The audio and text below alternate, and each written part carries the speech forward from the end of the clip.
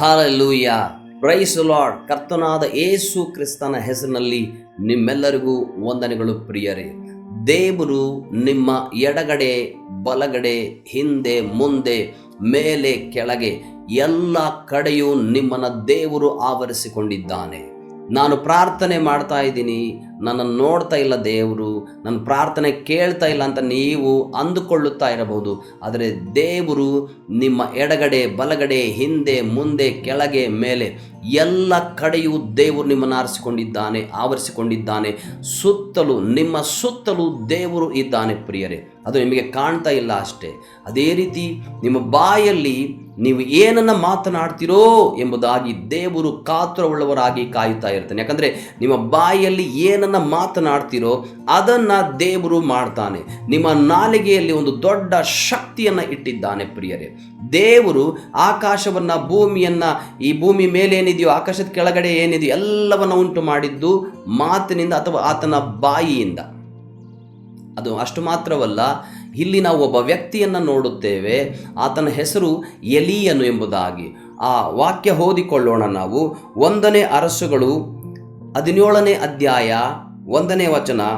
ಗಿಲ್ಯಾದಿನ ಪ್ರವಾಸಿಗಳಲ್ಲಿ ತಿಷ್ಬಿಯನಾದ ಎಲೀಯ ಎಂಬುವನು ಆಹಾಬನಿಗೆ, ನಾನು ಸನ್ನಿಧಿ ಸೇವೆ ಮಾಡುತ್ತಿರುವ ಇಸ್ರಾಯೇಲ್ ದೇವರಾದ ಯೆಹೋವನಾಣೆ, ನಾನು ಸೂಚಿಸಿದ ಹೊರತು ಇಂದಿನಿಂದ ಕೆಲವು ವರ್ಷಗಳವರೆಗೆ ಮಳೆಯಾಗಲಿ ಮಂಜಾಗಲಿ ಬೀಳುವುದಿಲ್ಲ ಎಂಬುದಾಗಿ ಹೇಳಿದನು. ಅಲ್ಲಿ ಅವನು ಕ್ಲಿಯರ್ ಆಗಿ ಹೇಳ್ತಾನೆ, ನಾನು ಸೂಚಿಸಿದ ಹೊರತು ಮಳೆಯಾಗಲಿ ಮಂಜಾಗಲಿ ಇಂದಿನಿಂದ ಅನೇಕ ವರ್ಷಗಳ ತನಕ ಬೀಳುವುದಿಲ್ಲ ಎಂಬುದಾಗಿ ಎಷ್ಟು ಕಾನ್ಫಿಡೆನ್ಸ್ ಆಗಿ, ಎಷ್ಟು ಭರವಸೆಯಿಂದ, ಎಷ್ಟು ನಂಬಿಕೆಯಿಂದ ಆತನು ಹೇಳ್ತಾನೆ. ನಾನು ಹೇಳ್ತಾ ಇದ್ದೀನಿ, ಅಲ್ಲಿ ಹೇಳಲ್ಲ ಯೇಸು ನಾಮದಲ್ಲಿ ಅಥವಾ ಯೆಹೋವನ ನಾಮದಲ್ಲಿ. ಆತನು ಯೆಹೋವನು, ಆತನು ಯೇಸು ಒಂದೇ ಆಗಿದ್ದರು. ಅಲ್ಲಿ ಎಲಿಯ ದೇವರು ಒಂದೇ. ಎಲಿಯನ್ ಏನು ಮಾತಾಡ್ತಾನೋ ಅದನ್ನು ದೇವರು ಅದು ನಿಶ್ಚಯ ಮಾಡ್ತಾ ಇದ್ರು, ಅದನ್ನು ಸ್ಪಷ್ಟೀಕರಿಸ್ತಾ ಇದ್ರು. ಅಥವಾ ದೇವರೇನು ಮಾತಾಡ್ತಾನೋ ಅದನ್ನು ಡೈರೆಕ್ಟಾಗಿ ಇಬ್ಬರು ಮಾತನಾಡ್ತಿದ್ರು. ದೇವರು ಎಲಿಯನು ಬೇರೆ ಆಗಿರಲಿಲ್ಲ. ಹಾಗೇ ನಿಮ್ಮ ಬಾಯಿಂದ ನೀವು ಯೇಸುವಿನ ನಾಮದಲ್ಲಿ ಇಂಥದ್ದು ಆಗಲಿ ಅಂತ ಹೇಳಿದ್ರೆ ಆಗ್ತದೆ. ದೇವರು ಕಾತುರವುಳ್ಳವನಾಗಿ ಕಾದಿರುತ್ತಾನೆ ನಿಮ್ಮ ಬಾಯಿಂದ ನೀವು ಏನನ್ನು ಹೇಳ್ತೀರಾ ಎಂಬುದಾಗಿ. ಅದು ಆಶೀರ್ವಾದದ ಒಳ್ಳೆಯ ಪದಗಳೇ ಆಗಿದ್ದರೆ ಒಳ್ಳೆಯದನ್ನೇ ಆಗ್ತದೆ. ನೀವು ವಿರುದ್ಧವಾದ ಕೆಟ್ಟ ಪದಗಳು ಅಥವಾ ಬೇರೆಯ ಶಪಿಸುವಂತಹ ವರ್ಡ್ಗಳನ್ನು ಮಾತನಾಡುವುದಾದರೆ ಅದೇ ರೀತಿ ಆಗ್ತದೆ. ಆಗಿರುವಾಗ ನಾವು ಆಶೀರ್ವಾದದ ಮಾತುಗಳನ್ನೇ ದೇವರು ಅಥವಾ ಪಾಸಿಟಿವ್ ಸಕಾರಾತ್ಮಕವಾದ ಮಾತುಗಳನ್ನೇ ನಾವು ಹಾಡಬೇಕಾಗಿರುತ್ತೆ ಪ್ರಿಯರೇ. ಹಾಗಿರುವಾಗ ಆತನು ಹೇಳ್ತಾನೆ, ಇಂದಿನಿಂದ ಕೆಲವು ವರ್ಷಗಳವರೆಗೆ ನಾನು ಹೇಳತಾ ಹೊರತು ಅಥವಾ ನಾನು ಹೇಳಿದ ಮೇಲೆ ಮಾತ್ರ ಮಳೆ ಅಥವಾ ಮಂಜು ಬರ್ತದೆ. ನಾನು ಹೇಳೋ ತನಕ ಮಳೆ ಅಥವಾ ಮಂಜು ಈ ದೇಶದಲ್ಲಿ ಸುರಿಯೋದೇ ಇಲ್ಲ ಎಂಬುದಾಗಿ ಬಹಳಷ್ಟು ಖಂಡಿತವಾಗಿ ದೇವರು ಆತನು ಒಂದೇ ಆಗಿದ್ದರಿಂದ ಬಹಳಷ್ಟು ಸ್ಪಷ್ಟತೆಯಿಂದ ಬಲವಾದ ನಂಬಿಕೆಯಿಂದ ಆತನು ಹೇಳಿದನು. ನಂಬುವನಿಂದ ಎಲ್ಲವೂ ಆಗ್ತದೆ ಎಂಬುದಾಗಿ ಬೈಬಲ್ ಹೇಳ್ತದೆ. ಆತನು ಹಾಗೆ ನಂಬಿದ್ದ. ಆಗಿರುವಾಗ ನೀವುಗಳು ಏನನ್ನು ಮಾಡಲಿಕ್ಕೆ ಹೋಗ್ತಾರೆ? ಆತನು ಒಂದು ಮಾತು ಹೇಳಿದ ಅಷ್ಟೇ, ಆ ಒಂದು ಮಾತಿಗೆ ಮಳೆ ಮಂಜು ಬರಲೇ ಇಲ್ಲ ಆ ದೇಶದಲ್ಲಿ. ಅದೇ ರೀತಿ ನಮ್ಮಲ್ಲಿ ಅನೇಕ ವಿಧವಾದ ಆಲೋಚನೆಗಳು, ಅನೇಕ ವಿಧವಾದ ವಿಚಾರಗಳು ಬರ್ತದೆ. ಅಲ್ಲಿ ಇನ್ನೊಂದು ವಾಕ್ಯವನ್ನು ನಾವು ನೋಡಿಕೊಳ್ಳೋಣ ಪ್ರಿಯರೇ. ಜ್ಞಾನೋಕ್ತಿಗಳು 18ನೇ ಅಧ್ಯಾಯ 20ನೇ ವಚನ ಹೇಳ್ತದೆ, ಜೀವನ ಮರಣಗಳು ನಾಲಿಗೆಯ ವಶ, ವಚನ ಪ್ರಿಯರು ಅದರ ಫಲವನ್ನು ಅನುಭವಿಸುವರು. ಜೀವನ ಮರಣಗಳು ನಾಲಿಗೆಯ ವಶ. ನನ್ನ ಪದದಲ್ಲಿ ಅಥವಾ ನಿಮ್ಮ ಪದದಲ್ಲಿ ಹೇಳೋದಾದರೆ, ಸಾಯೋದು ಅಥವಾ ಬದುಕೋದು ನಿಮ್ಮ ನಾಲಿಗೆಯಲ್ಲಿದೆ. ನೀವು ಏನನ್ನು ಮಾತನಾಡ್ತೀರೋ ಅದು ನೀವು ಹಾಕ್ತೀರ ಪ್ರಿಯರೇ. ನೀವು ಸಕಾರಾತ್ಮಕವಾಗಿ ಆಶೀರ್ವಾದದ ಮಾತುಗಳನ್ನು ನೀವು ಪ್ರತಿದಿನ ಹಾಡೋದಾದರೆ, ಹೌದು ನನಗೇನು ಕೊರತೆ ಇಲ್ಲ, ದೇವರು ನನಗೆಲ್ಲವನ್ನು ಕೊಟ್ಟಿದ್ದಾನೆ, ದೇವರು ನನಗೆ ಆರೋಗ್ಯವನ್ನು ಕೊಟ್ಟಿದ್ದಾನೆ, ಆತನ ಆರೋಗ್ಯ ಈ ಶರೀರದಲ್ಲಿ ವಾಸ ಮಾಡ್ತಾ ಇದೆ, ನನಗೆ ಯಾವುದೇ ಕೊರತೆ ಇಲ್ಲ, ನನ್ನನ್ನು ದೇವರು ಮೇಲಕ್ಕೆತ್ತುತ್ತಾನೆ, ನನ್ನ ಬಾಲವನ್ನಾಗಿಟ್ಟಿಲ್ಲ, ದೇವರು ತಲೆಯನ್ನಾಗಿಟ್ಟಿದ್ದಾನೆ ಅನೇಕರಿಗೆ ಎಂಬುದಾಗಿ ಈ ರೀತಿ ನಿಮ್ಮ ಬಾಯಿಂದ ಹೇಳ್ತಾ ಇರೋದಾದರೆ ದೇವರು ನಿಮ್ಮನ್ನು ಹಾಗೆಯೇ ಮಾಡ್ತಾನೆ. ನಿಮ್ಮ ಬಾಯಿಂದ ನೀವು ನಿಮ್ಮ ಮರಣವನ್ನು, ನಿಮ್ಮ ಜೀವವನ್ನು ನೀವೇ ಆರಿಸ್ಕೊಳ್ಬೇಕು. ಹಾಗೆಯೇ ದೇವರು ಹೇಳ್ತಾನೆ, ಜೀವ ಮರಣಗಳು ನಾಲಿಗೆಯ ವಶ, ಸಾಯೋದು ಅಥವಾ ಬದುಕೋದು ನಿಮ್ಮ ಕೈಯಲ್ಲಿದೆ ಅಥವಾ ನಿಮ್ಮ ನಾಲಿಗೆಯಲ್ಲಿದೆ. ನಿಮ್ಮ ನಾಲಿಗೆಯಲ್ಲಿ ಯಾಕಾದರೂ ಇದೀನಪ್ಪ ದೇವರೇ, ನಾನು ಸಾಯಬಾರ್ದ, ಪ್ರಾರ್ಥನೆ ಮಾಡಿ ಮಾಡಿ ಸಾಕಾಯಿತು, ಯಾವಾಗ ದೇವರು ಉತ್ತರ ಕೊಡ್ತಾನೋ, ಇಂಥ ಪದಗಳನ್ನು ಆಡೋದ್ರಿಂದ ದೇವರಿಗೆ ನೋವಾಗ್ತದೆ ಪ್ರಿಯರೇ. ದೇವರನ್ನು ನೀವು ನೋಯಿಸುವವರಾಗಿರ್ತೀರ. ನೀವು ದೇವರನ್ನು ನೋಯಿಸಬೇಕಾ ಅಥವಾ ದೇವರನ್ನು ಸಂತೋಷಪಡಿಸ್ಬೇಕಾ? ನೀವೇ ಆರಿಸ್ಕೊಳ್ರಿ. ನಿಮ್ಮ ನಾಲಿಗೆಯಲ್ಲಿ ಜೀವ ಅಥವಾ ಮರಣ, ಸಾಯೋದು ಅಥವಾ ಬದುಕೋದು, ಅಥವಾ ಬೇರೆಯವ್ರನ್ನ ಸಾಯಿಸೋದು, ಬೇರೆಯವ್ರನ್ನ ಬದುಕೋದು, ನಿಮ್ಮ ನಾಲಿಗೆಯಲ್ಲಿ ದೇವರಿಟ್ಟಿದ್ದಾನೆ ಆ ಶಕ್ತಿಯನ್ನು. ಆ ಶಕ್ತಿ, ಆ ನಾಲಿಗೆಯಲ್ಲಿರುವಂಥ ಶಕ್ತಿ ನಿಮಗೆ ಗೊತ್ತಾದರೆ ನೀವು ಪ್ರತಿದಿನ ಆಶೀರ್ವಾದದ ಮಾತುಗಳನ್ನೇ ಹಾಡ್ತೀರಾ. ಶಾಪದ ಮಾತುಗಳನ್ನು, ಬೇರೆಯವರ ಬೈಯೋದನ್ನು, ನೋಯಿಸೋದು ಮಾಡೋದೇ ಇಲ್ಲ. ಬೇರೆಯವ್ರನ್ನ ಸಂತೋಷಪಡಿಸುವಂಥ ಮಾತುಗಳನ್ನೇ ಹಾಡ್ತೀರಾ ಪ್ರಿಯರೇ.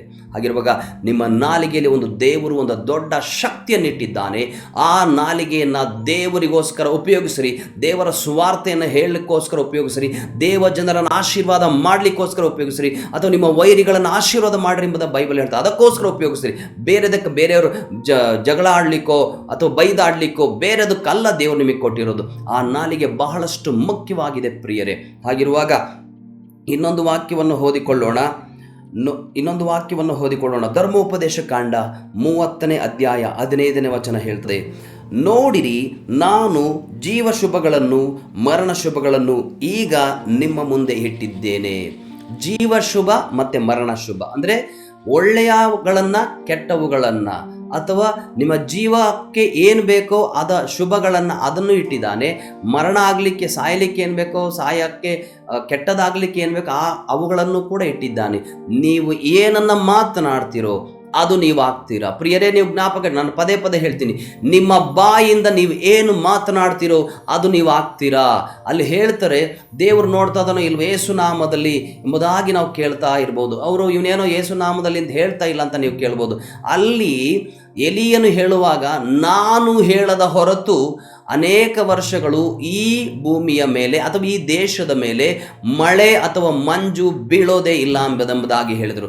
ನೀವು ದೇವರು ಒಂದಾಗಿದ್ದೀರಾ, ಬೇರೆ ಬೇರೆ ಅಲ್ಲವೇ ಅಲ್ಲ. ಅಯ್ಯೋ, ದೇವರ ಪರಲೋಕದಲ್ಲಿದ್ದಾಳೆ, ನಾನು ಇಲ್ಲಿದ್ದೀನಿ, ಅಂತರ ಅಥವಾ ಡಿಸ್ಟೆನ್ಸ್ ಅಥವಾ ದೂರ ದೇವರಿಗೂ ನಿಮಗೂ ಇಲ್ಲ ಪ್ರಿಯರೇ. ಯೇಸುವೇ ಎಂಬುದಾಗಿ ಹೇಳೋದಾದರೆ ನಿಮ್ಮ ಪಕ್ಕದಲ್ಲಿ ಆತನು ನಿಂತಿರುತ್ತಾನೆ. ನಿಮ್ಮ ಕಷ್ಟ, ನಿಮ್ಮ ಹೋರಾಟ, ನಿಮ್ಮ ಕಣ್ಣೀರುಗಳು, ರೋಗಗಳು ಎಲ್ಲವನ್ನು ಆತನು ನೋಡುವ ಆತನಾಗಿದ್ದಾನೆ. ದೇವರು, ನೀವು ಎಷ್ಟೇ ಪ್ರಾರ್ಥನೆ ಮಾಡ್ತಾ ಇದ್ರು, ಎಷ್ಟೇ ಕಷ್ಟಗಳನ್ನು ಅನುಭವಿಸ್ತಾ ಇದ್ರು ಕೂಡ ನೋಡಿಕೊಂಡು ಸುಮ್ಮನೆ ಕೂರೋದಿಲ್ಲ ದೇವರು. ಆತನು ಪ್ರತಿ ಕ್ಷಣವೂ ಕೂಡ ನಿಮಗೋಸ್ಕರ ಕಾರ್ಯವನ್ನು ಮಾಡುವ ದೇವರಾಗಿದ್ದಾನೆ. ದೇವರು ಸೈಲೆಂಟ್ ಆಗಿರೋದಿಲ್ಲ. ಆತನು ಕೆಲಸವನ್ನು ಮಾಡುವ ಆತನಾಗಿದ್ದ ನಿಮಗೋಸ್ಕರ, ನಿಮ್ಮ ಜೀವಿತದಲ್ಲಿ ಏನೋ ಒಂದು ಮಾಡಲಿಕ್ಕೋಸ್ಕರ ಇಟ್ಟಿದ್ದಾನೆ. ಪ್ರಿಯರೇ, ನಿಮ್ಮ ನಾಲಿಗೆಯಿಂದ ಒಳ್ಳೆ ಮಾತುಗಳನ್ನು ಹಾಡ್ರಿ. ಬೇರೆಯವರ ಸಮಾಧಾನ ಪಡಿಸುವಂಥ, ಬೇರೆಯವರ ಜಗಳಗಳನ್ನು ನೀವು ಹೋದ ನಂತರ ಅದು ಜಗಳ ಸರಿಯಾಯ್ತಪ್ಪ, ಈ ವ್ಯಕ್ತಿ ಬಂದ ಎಂಬುದಾಗಿ ಹೇಳುವಂಥ ಮಾತುಗಳನ್ನು ಸಮಾಧಾನ ಪಡಿಸ್ರಿ. ಯಾರೋ ಇಬ್ಬರು ಜಗಳ ಆಡ್ತಿರ್ತಾರೆ, ಮೂರನೇವರು ನೀವು ಹೋಗಿ ಆ ಜಗಳಕ್ಕೆ ಇನ್ನೂ ಕೂಡ ಬೆಂಕಿ ಸುರಿಯೋದಲ್ಲ, ಆ ಜಗಳ ಸುಮ್ಮನಾಗಬೇಕು. ಬೆಂಕಿಗೆ ನೀರು ಹಾಕುವ ಕೆಲಸ ನೀವು ಮಾಡಬೇಕೇ ಹೊರತು ಬೆಂಕಿ ಜಾಸ್ತಿ ಆಗುವ ಕೆಲಸ ನೀವು ಮಾಡಬಾರ್ದು. ಯಾಕಂದರೆ ನಾಲಿಗೆಗೆ ಬೆಂಕಿ ಹಾಕುವಂಥ ಪವರ್ ಇದೆ ಪ್ರಿಯರೇ. ನಿಮ್ಮ ನಾಲಿಗೆಯಲ್ಲಿ ಇದೆಯಲ್ಲ ನಾಲಿಗೆ, ಆ ನಾಲಿಗೆಗೆ ಬೆಂಕಿಯನ್ನು ಹಚ್ಚುವಂತಹ ಪವರ್ ಇದೆ. ನಿಮ್ಮ ನಾಲಿಗೆಯಿಂದ ಇಡೀ ಲೋಕವನ್ನೇ ಸುಟ್ಟು ಹಾಕಬಹುದು, ಇಡೀ ಲೋಕವನ್ನೇ ನಾಶನದಿಂದ ತಪ್ಪಿಸಲೂಬಹುದು. ಬೆಂಕಿಯಿಂದ, ಉರಿಯುವ ಬೆಂಕಿಯನ್ನು ತಪ್ಪಿಸಲೂಬಹುದು ಅಥವಾ ಬೆಂಕಿಯನ್ನು ಹಚ್ಚಲೂಬಹುದು. ಅಷ್ಟು ಪವರ್ ಇದೆ ನಿಮ್ಮ ಶಕ್ತಿಗೆ. ನಿಮ್ಮನ್ನು ನೀವೇ ಆರಿಸಿಕೊಳ್ಳ್ರಿ. ಯಾವುದನ್ನು ಆರಿಸ್ಕೊಳ್ತೀರ ಪ್ರಿಯರೇ? ಜೀವ ಶುಭಗಳನ್ನು, ಮರಣ ಶುಭಗಳನ್ನು ಈಗ ನಿಮ್ಮ ಮುಂದೆ ಇಟ್ಟಿದ್ದೇನೆ. ದೇವರು ಹೇಳ್ತಾ ಇದ್ದಾರೆ, ನಿಮ್ಮ ಮುಂದೆ ಒಳ್ಳೆಯದು ಅಥವಾ ಕೆಟ್ಟದ್ದು, ಸಾಯೋದು ಅಥವಾ ಬದುಕೋದು ನಿಮ್ಮ ಮುಂದೆ ಇಟ್ಟಿದ್ದಾನೆ. ಅದೇ ದೇವರು ಸಾಯಿಸ್ತಾನೆ, ದೇವರು ಬದುಕಿಸ್ತಾನೆ ಅಂತ ಹೇಳ್ಬೋದು ನೀವು. ಹೌದು, ದೇವರೇ ಸಾಯಿಸೋದು, ಬದುಕಿಸೋದು, ಹುಟ್ಟಿಸಿರೋದು ಅಥವಾ ನಾವು ಈ ಲೋಕ ಬಿಟ್ಟು ಹೋಗೋದು ದೇವರ ಕೈಯಲ್ಲಿದೆ. ಆದರೆ ಅದಕ್ಕಿಂತ ಹೆಚ್ಚಾಗಿ ನೀವು ಏನನ್ನು ಮಾತನಾಡ್ತೀರೋ, ನಿಮ್ಮ ಬಾಯಿಂದ ಏನನ್ನು ಆಲೋಚನೆ ಮಾಡ್ತೀರೋ, ಏನು ಪ್ಲ್ಯಾನ್ ಮಾಡ್ತೀರೋ ಅದು ನೀವು ಆಗ್ತೀರಾ. ಅದನ್ನು ದೇವರು ಮಾಡ್ತಾರೆ ನಿಮ್ಮ ಜೀವಿತದಲ್ಲಿ. ಇದು ಬಹಳಷ್ಟು ಮುಖ್ಯವಾದ ವಿಚಾರ. ನಿಮ್ಮ ನಾಲಿಗೆಯನ್ನು ಕೆಟ್ಟ ಪದಗಳನ್ನು ಆಡಲಿಕ್ಕೆ ಉಪಯೋಗಿಸಬೇಡ್ರಿ. ಯಾರನ್ನು ಬೈಯಲಿಕ್ಕೆ ಉಪಯೋಗಿಸಬೇಡ್ರಿ. ಒಳ್ಳೆಯವನ್ನ, ಮರಣ ಜೀವ ನಿಮ್ಮ ಕೈಯಲ್ಲಿ ದೇವರು ಇಟ್ಟಿದ್ದಾರೆ ಪ್ರಿಯರೇ. ಇನ್ನೊಂದು ವಾಕ್ಯವನ್ನು ನಾವು ನೋಡಿಕೊಳ್ಳೋಣ. ಅದೇ ಧರ್ಮೋಪದೇಶ ಕಾಂಡ 30ನೇ ಅಧ್ಯಾಯ 19ನೇ ವಚನ ಹೇಳ್ತದೆ, ನಾನು ಜೀವ ಮರಣಗಳನ್ನು ಆಶೀರ್ವಾದಗಳನ್ನು ಈಗ ನಿಮ್ಮ ಮುಂದೆ ಇಟ್ಟಿದ್ದೇನೆ, ಇದಕ್ಕೆ ಭೂಮಿ ಆಕಾಶಗಳು ಸಾಕ್ಷಿಯಾಗಿರಲಿ. ಆದುದರಿಂದ ನೀವು ನಿಮ್ಮ ಸಂತತಿಯವರು ಬದುಕಿಕೊಳ್ಳುವಂತೆ ಜೀವವನ್ನೇ ಆದುಕೊಳ್ಳಿರಿ. ಅಲ್ಲಿ ವಾಕ್ಯ ಹೇಳುತ್ತೆ, ದೇವರು ಹೇಳ್ತಾ ಇದ್ದಾರೆ, ನೀವು ನಿಮ್ಮ ಸಂತತಿಯವರು, ನಿಮ್ಮ ತಲೆಮಾರುಗಳು ಬದುಕಿ ಚೆನ್ನಾಗಿ ಬಾಳಬೇಕು ದೇವರಿಗೋಸ್ಕರ ಅಂತ ಹೇಳೋದಾದ್ರೆ ಅಲ್ಲಿ ಹೇಳ್ತದೆ ವಾಕ್ಯ, ಜೀವವನ್ನೇ ಆರಿಸಿಕೊಳ್ಳಿರಿ. ಜೀವ ಅಥವಾ ಒಳ್ಳೆಯದನ್ನೇ ಆರಿಸಿಕೊಳ್ಳ್ರಿ, ಅಥವಾ ದೇವರನ್ನೇ ಆರಿಸಿಕೊಳ್ಳ್ರಿ, ಅಥವಾ ಆಶೀರ್ವಾದವನ್ನೇ ಆರಿಸಿಕೊಳ್ಳ್ರಿ, ಅಥವಾ ಸಕಾರಾತ್ಮಕವಾದ ಪದಗಳನ್ನು ಯಾವಾಗಲೂ ಆಡ್ರಿ. ಹಾಗೆ ನೀವು ಆಗ್ತೀರಾ. ಹೇಳ್ರಿ ನೀವು ಯಾವಾಗಲೂ, ನನ್ನಿಂದ ಅಸಾಧ್ಯವಾದುದು ಯಾವುದೂ ಇಲ್ಲ, ದೇವರು ನನ್ನ ಮೂಲಕ ಏನು ಬೇಕಾದರೂ ಮಾಡಲು ಶಕ್ತನಾಗಿದ್ದಾನೆ, ನಾನು ಇಲ್ಲದೆ ಈ ಲೋಕದಲ್ಲಿ ದೇವರು ಏನನ್ನು ಕೂಡ ಮಾಡಲಿಕ್ಕೆ ಸಾಧ್ಯವಿಲ್ಲ. ಹಾಗೆ ನಿಮ್ಮ ಬಾಯಿಂದ ಹೇಳ್ರಿ, ನಿಮ್ಮನ್ನು ಉಪಯೋಗಿಸ್ತಾರೆ ದೇವರು ಅದ್ಭುತವಾಗಿ. ನನ್ನ ಮೂಲಕ ದೇವರು ಈ ಲೋಕದಲ್ಲಿ ಏನನ್ನು ಬೇಕಾದರೂ ಮಾಡಲು ಶಕ್ತನು, ನನ್ನಿಂದ ಅಸಾಧ್ಯವಾದದ್ದು ಯಾವುದೂ ಇಲ್ಲ, ನಾನು ಏನು ಬೇಕಾದರೂ ಮಾಡ್ತೀನಿ ಯೇಸು ಸ್ವಾಮಿಗೋಸ್ಕರ, ದೇವರ ನಾಮದಲ್ಲಿ ದೇವರ ಮಹಿಮೆಗೋಸ್ಕರ. ನನ್ನಿಂದ ಅಸಾಧ್ಯವಾದದ್ದು ಯಾವುದಿಲ್ಲ, ನನ್ನಿಂದ ಅಸಾಧ್ಯವಾದದ್ದು ಯಾವುದಿಲ್ಲ, ನನ್ನಿಂದ ಅಸಾಧ್ಯವಾದದ್ದು ಯಾವುದಿಲ್ಲ ಎಂಬ ಹೇಳ್ರಿ. ನಿಮ್ಮಿಂದ ಅಸಾಧ್ಯವಾದದ್ದು ಒಂದೂ ಇಲ್ಲದ ಹಾಗೆ ದೇವರು ನಿಮ್ಮನ್ನು ಮಾಡುತ್ತಾನೆ ಪ್ರಿಯರೇ. ಹಾಗಿರುವಾಗ ನೀವು ಜೀವವನ್ನೇ ಆರಿಸ್ಕೊಳ್ರಿ, ಮರಣವನ್ನಲ್ಲ. ಆತನ ಮಕ್ಕಳಾದ ನಮಗೆ ಮರಣ ಇಲ್ಲ ಅಂತ ಬೈಬಲ್ ಹೇಳ್ತದೆ. ಮರಣ ಅಂದರೆ ಈ ಶರೀರವನ್ನು ಬಿಟ್ಟು ಆತ್ಮ ಪರಲೋಕಕ್ಕೆ ಹೋಗ್ತದೆ ಅಷ್ಟೇ, ಅದು ಮರಣ ಅಲ್ಲವೇ ಅಲ್ಲ. ನರಕಕ್ಕೆ ಹೋದರೆ ಅದು ಮರಣ ಅಂತ ನಾನು ಹೇಳ್ತೀನಿ. ದೇವರನ್ನು ತಿಳಿಯದೆ ಬೆಂಕಿ ಕೊಂಡದಲ್ಲಿ ಸೈತನನೊಟ್ಟಿಗೆ ಬೀಳೋದಾದರೆ ಅದು ಮರಣ. ನಾವು ಈ ದೇಹವನ್ನು ನಮ್ಮ ಆತ್ಮ ಬಿಟ್ಟು ಹೋಗ್ತದಲ್ಲ ದೇವರ ಹತ್ರಕ್ಕೆ, ಅದು ಮರಣ ಅಲ್ಲವೇ ಅಲ್ಲ. ಅದಕ್ಕಾಗಿ ಜೀವವನ್ನೇ ಹಾರಿಸಿಕೊಳ್ಳ್ರಿ ಪ್ರಿಯರೇ. ಒಳ್ಳೆಯದನ್ನು ಯಾವಾಗಲೂ ಒಳ್ಳೆಯ ಮಾತುಗಳನ್ನು ಆಡ್ರಿ, ಬೇರೆಯವರನ್ನು ಸಮಾಧಾನ ಪಡಿಸುವಂಥ ಮಾತುಗಳನ್ನು ಆಡ್ರಿ. ದೇವರು ನಿಮ್ಮನ್ನು ಆಶೀರ್ವದಿಸ್ತಾರೆ. ಕೊನೆಯದಾಗಿ ಇನ್ನೊಂದು ವಾಕ್ಯವನ್ನು ನಾವು ಓದಿಕೊಳ್ಳೋಣ. 1 ಅರಸು 17:7. ದೇಶದಲ್ಲಿ ಲಾಸ್ಟ್ ಪಾರ್ಟ್ ಹೇಳ್ತದೆ, ದೇಶದಲ್ಲಿ ಮಳೆ ಇಲ್ಲದ್ದರಿಂದ ಕೆಲವು ದಿವಸಗಳಾದ ನಂತರ ಹಳ್ಳವು ಬತ್ತಿ ಹೋಯಿತು. ಮತ್ತೆ ನಾನು ಮೊದಲನೇ ವಚನ ಏನು ಹೇಳೋದು ಅಲ್ಲಿಗೆ ಬರ್ತಾ ಇದ್ದೀನಿ. ಎಲೀಯನು ನಾನು ಸೂಚಿಸದ ಹೊರತು, ನಾನು ಹೇಳದ ಹೊರತು ಮತ್ತೆ ಈ ದೇಶದಲ್ಲಿ ಮಂಜಾಗಲಿ ಮಳೆಯಾಗಲಿ ಬೀಳುವುದೇ ಇಲ್ಲ ಎಂಬುದಾಗಿ ಹೇಳಿದನು. ಆ ವಾಕ್ಯ ಇಲ್ಲಿ ನೆರವೇರಿದೆ. ಅಲ್ಲಿ ಹೇಳ್ತದೆ, ದೇಶದಲ್ಲಿ ಮಳೆ ಇಲ್ಲದ್ದರಿಂದ ಕೆಲವು ದಿವಸಗಳಾದ ನಂತರ ಹಳ್ಳವು ಬತ್ತಿ ಹೋಯಿತು. ಮಳೆ ಬರಲಿಲ್ಲ, ಅವನು ಏನು ಹೇಳಿದ್ನೋ ಅದು ಆಯಿತು, ಸುಮ್ಮನೆ ನಾವು ಓದಲಿಲ್ಲ. 1ನೇ ವಚನದಿಂದ 7ನೇ ವಚನಕ್ಕೆ ಬರುವಾಗ ಅವನು ನಾನು ಹೇಳದ ಹೊರತು ಮತ್ತೆ ಬರೋದಿಲ್ಲ, ಎಲ್ಲ ಮಳೆ ಇರೋದಿಲ್ಲ, ಹಳ್ಳ ಬತ್ತಿ ಹೋಗ್ತದೆ, ಮಂಜು ಬೀಳೋದಿಲ್ಲ ಅಂತ ಹೇಳಿದ್ನಲ್ಲ, ಹಳ್ಳ ಎಲ್ಲ ಬತ್ತಿ ಹೋಗಿ ನೀರಿಲ್ಲದೆ ಆಯಿತು. ಅವನು ನಾನೇನು ಹೇಳಕ್ಕೆ ಹೋಗ್ತಿದ್ದೀನಿ ಅಂತ ಹೇಳಿದ್ರೆ, ಅವನು ಏನನ್ನ ಹೇಳಿದನೋ ಅದನ್ನು ದೇವರು ಮಾಡಿದ್ರು, ಅದು ಆಯಿತು. ಹಾಗಿರುವಾಗ ನೀವು ಏನನ್ನ ಹೇಳ್ತೀರೋ, ನಾನು ಇದನ್ನು ಪದೇ ಪದೇ ಹೇಳ್ತೀನಿ, ನಿಮ್ಮ ಬಾಯಿಂದ ನೀವು ಏನನ್ನ ಹೇಳ್ತೀರೋ, ಏನು ಮಾತನಾಡ್ತೀರೋ ಅದು ನೀವಾಗ್ತೀರಾ. ನಿಮ್ಮ ಮನೆಯಲ್ಲಿ ನಿಮ್ಮ ಮಕ್ಕಳಿಗೋ ಯಾರಿಗೋ ಬೇರೆ ಕೆಟ್ಟದಾಗಿ ಬೈದರೆ ಆ ಯಾವ ಪದ ಯಾವುದೋ ಪ್ರಾಣಿ ಹೆಸರು ನೀವು ಬೈತೀರಾ ಅಂತ ಹೇಳೋದಾದರೆ ಹೇಗೆ ಸರಿ? ನೀವು ಒಂದು ಪ್ರಾಣಿ ಹೆಸರು ಅವರನ್ನು ಬೈತೀರಾ, ಕರಿತೀರಾ, ಬರೋ ಇಲ್ಲಿ ಅಂತ ಆ ಪ್ರಾಣಿ ಹೆಸರಲ್ಲಿ. ಆದರೆ ನಿಮ್ಮ ಮಗ ಆ ಪ್ರಾಣಿ ಆಗಿರ್ತಾನೆ, ನೀವು ಮಾತ್ರ ಮನುಷ್ಯರು. ಹೇಗೆ ಸಾಧ್ಯ ಪ್ರಿಯರೇ? ಸಾಧ್ಯವೇ ಇಲ್ಲ. ನೀವು ಮನುಷ್ಯರಾಗಿದ್ದರೆ ನಿಮ್ಮ ಮಕ್ಕಳು ಮನುಷ್ಯರಾಗಿರ್ತಾರೆ. ನೀವೊಂದು ಪ್ರಾಣಿ ಆಗಿರೋದಾದರೆ ಪ್ರಾಣಿಯಿಂದ ಪ್ರಾಣಿ ಹುಟ್ಟುತ್ತದೆ, ಮನುಷ್ಯನಿಂದ ಮನುಷ್ಯ ಹುಟ್ಟುತ್ತಾನೆ, ದೇವರಿಂದ ದೇವರು ಹುಟ್ಟುತ್ತಾರೆ. ನೀವು ದೇವರಿಂದ ಹುಟ್ಟಿದವರು ಪ್ರಿಯರೇ, ಮನುಷ್ಯರಿಂದ ಹುಟ್ಟಿದವರಲ್ಲ. ದೇವರಿಂದ ಹುಟ್ಟಿದವರಾಗಿರುವ ಕಾರಣ ನೀವು ದೇವರ ಹಾಗೆ ಜೀವಿಸಲಿಕ್ಕೆ, ದೇವರ ಹಾಗೆ ಮಾತನಾಡಲಿಕ್ಕೆ ದೇವರು ಈ ಲೋಕದಲ್ಲಿ ನಿಮ್ಮನ್ನು ಇಟ್ಟಿದ್ದಾನೆ ಪ್ರಿಯರೇ. ಅಲ್ಲಿಗಾಗಿರುವಾಗ ಅವನು ಎಲೀಯನು ಏನನ್ನು ಹೇಳಿದನೋ ಅದು ಆಯಿತು ಅಂತ ಸೂಚನೆಗೋಸ್ಕರ ನಾನು ಈ ವಾಕ್ಯವನ್ನು ಹೇಳ್ತಾ ಇದ್ದೇನೆ. ಮಳೆ ಬರಲೇ ಇಲ್ಲ, ಎಲ್ಲ ಬತ್ತಿ ಹೋಯಿತು. ಆತನು ಹೇಳಿದ ಮಾತು ನೆರವೇರಿತು ಪ್ರಿಯರೇ. ಕೊನೆಯದಾಗಿ ಇದೊಂದು ವಾಕ್ಯವನ್ನು ಓದಿಕೊಳ್ಳೋಣ. ಯಾಕೋಬನು 3:9-10 ಹೇಳ್ತದೆ, ನಾಲಿಗೆಯ ತಂದೆಯಾದ ಕರ್ತನನ್ನು ಕೊಂಡಾಡುತ್ತೇವೆ, ಅದರಿಂದಲೇ ದೇವರ ಹೋಲಿಕೆಗೆ ಸರಿಯಾಗಿ ಉಂಟು ಮಾಡಲ್ಪಟ್ಟ ಮನುಷ್ಯರನ್ನು ಶಪಿಸುತ್ತೇವೆ. ಅದೇ ಬಾಯಿಂದ ಸ್ತುತಿ ಶಾಪ ಎರಡೂ ಬರುತ್ತವೆ. ನನ್ನ ಸಹೋದರರೇ, ಈಗಿರುವುದು ಯೋಗ್ಯವಲ್ಲ. ನಿಮ್ಮ ಬಾಯಿಂದ ಆಶೀರ್ವಾದ ಶಾಪ ಎರಡೂ ಬರೋದಿಲ್ಲ. ಒಂದು ಬಾವಿಯಿಂದ ಸಿಹಿ ನೀರು ಉಪ್ಪು ನೀರು ಎರಡೂ ಬರೋದಿಲ್ಲ ಪ್ರಿಯರೇ. ಆ ಬಾವಿಯಲ್ಲಿ ಸಿಹಿ ನೀರಿನ ಜಲ ಇರೋದಾದರೆ, ಸಿಹಿ ನೀರು ಬಿದ್ದಿದ್ರೆ, ಅದನ್ನು ಬಾವಿಯನ್ನು ಕೊರೆಯುವಾಗ, ಬೋರನ್ನು ಕೊರೆಯುವಾಗ ಸಿಹಿ ನೀರು ಸಿಕ್ಕಿದ್ರೆ ಸಿಹಿ ನೀರು ಬರ್ತದೆ, ಉಪ್ಪು ನೀರು ಸಿಕ್ಕಿದ್ರೆ ಉಪ್ಪು ನೀರು ಬರ್ತದೆ. ಜಲ ಹೆಚ್ಚು ಕಡಿಮೆ ಆಗ್ತದೆ ಹೊರತು ಸಿಹಿ ನೀರು ಉಪ್ಪು ನೀರು ಆದಮೇಲೆ ಉಪ್ಪು ನೀರು ಸಿಕ್ತು ಆಮೇಲೆ ಸಿಹಿ ನೀರು ಬರೋದು, ಸಿಹಿ ನೀರು ಬಂತು ಆಮೇಲೆ ಉಪ್ಪು ನೀರು ಬರೋದು ಆಗೋದಿಲ್ಲ. ಅದೇ ರೀತಿ ನಿಮ್ಮ ಬಾಯಿಂದ ಆಶೀರ್ವಾದ ಮತ್ತು ಶಾಪ ಎರಡು ಬರೋದೇ ಇಲ್ಲ ಪ್ರಿಯರೇ.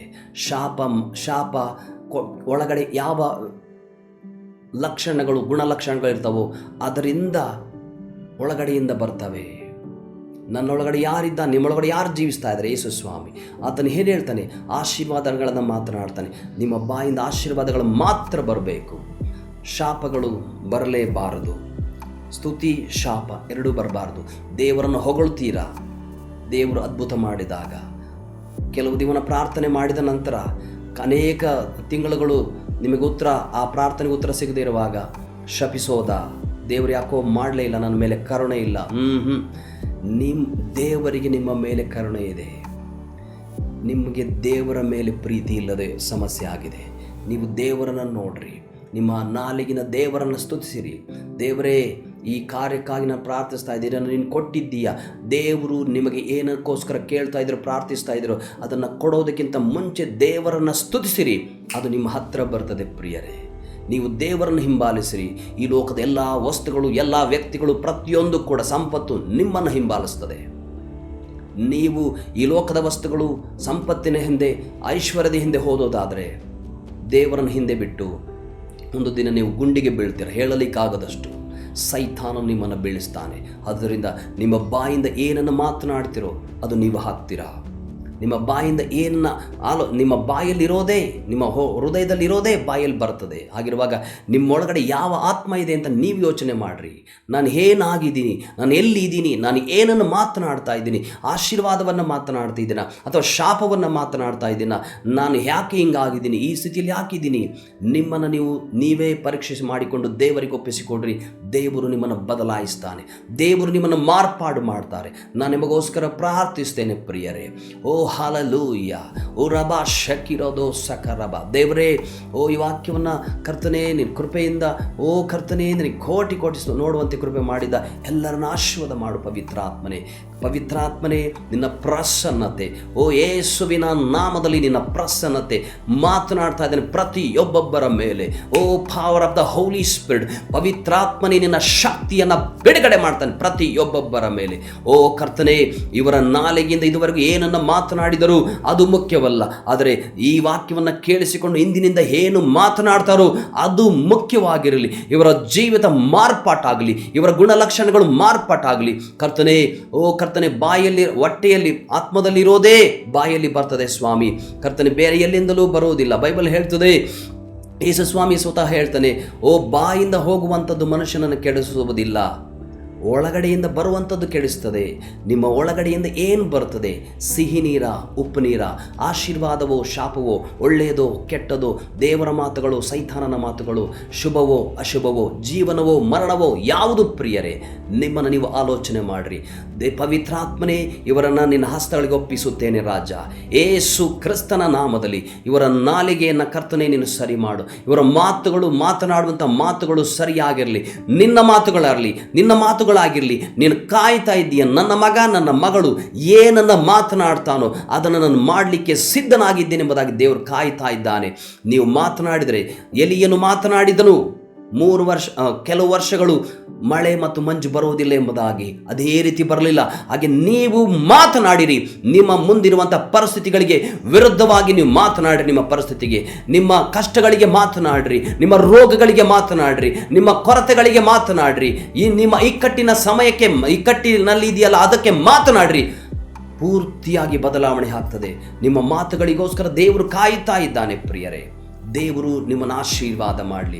ಒಂದು ದೊಡ್ಡ ರೂಪಾಂತರ ಉಂಟಾಗಲಿ ಪರಿಶುದ್ಧಾತ್ಮನೇ. ಇವರಲ್ಲಿ ಚಲಿಸು ರಾಜ, ನಿನ್ನ ಪ್ರಸನ್ನತೆ ತಾಗಲಿ ಪವಿತ್ರಾತ್ಮನೇ. ಊರಬಾ ಶೇಕೆರೋದೋ ಸಿ ಅಂದರಬ, ಊರಬಾ ಶೇಕೆರೋ ಕೋಲಬ ಶಕಲಬ. ಇದುವರೆಗೂ ಏನೆಲ್ಲ ಕೆಟ್ಟ ಮಾತುಗಳನ್ನು ನಿನ್ನ ನಂಬಿಯೂ ಕೂಡ, ನಿನ್ನನ್ನು ಆರಾಧಿಸಿಯೂ ಕೂಡ ಕೆಟ್ಟ ಮಾತುಗಳನ್ನು ಬಾಯಲ್ಲಿ ಆಡ್ತಾ ಇದ್ರು, ಅವೆಲ್ಲವೂ ಏಸು ಕ್ರಿಸ್ತನ ನಾಮದಲ್ಲಿ ಹೊಡಿತಾ ಇದ್ದಾನೆ. ಚೇಂಜಸ್ ಆಗಲಿ ಇವರ ಬಾಯಿಯ ಮಾತುಗಳು ದೇವರೇ. ನೋಡಿದವರು ಇವರಲ್ಲೇನೋ ಬದಲಾವಣೆ ಉಂಟಾಗಿದೆ ಎಂಬುದಾಗಿ ಹೇಳಬೇಕು ರಾಜ. ನೀನು ಸಹಾಯ ಮಾಡ, ಆಶೀರ್ವಾದ ಮಾಡಪ್ಪ. ಎಲ್ಲ ಸ್ತುತಿ ಘನ ಮಾನ ಮಹಿಮೆಯೊಬ್ಬನಿಗೆ ಸಲ್ಲಿಸ್ತೇನೆ. ಏಸು ಕ್ರಿಸ್ತನ ನಾಮದಲ್ಲಿ ಬೇಡಿದ್ದೇನೆ ತಂದೆಯಾದ ದೇವರೇ. ಆಮೇನ್, ಆಮೇನ್.